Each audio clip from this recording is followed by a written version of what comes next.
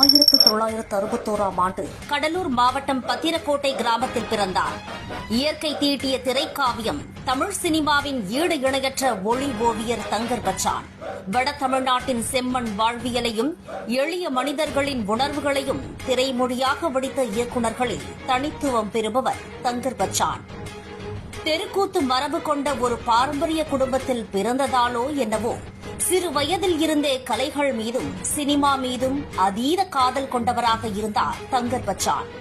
இளங்கலை பட்டப்படிப்பு முடித்து ஆட்டோமொபைல் உதிரி பாகம் செய்யும் தொழிற்சாலையில் வேலை செய்து கொண்டிருந்த தருணம் எம்ஜிஆரின் தீவிர ரசிகரான தங்கர் பச்சான் ஒரு சினிமா இதழை எம்ஜிஆரின் புகைப்படத்திற்காக வாங்கினார்.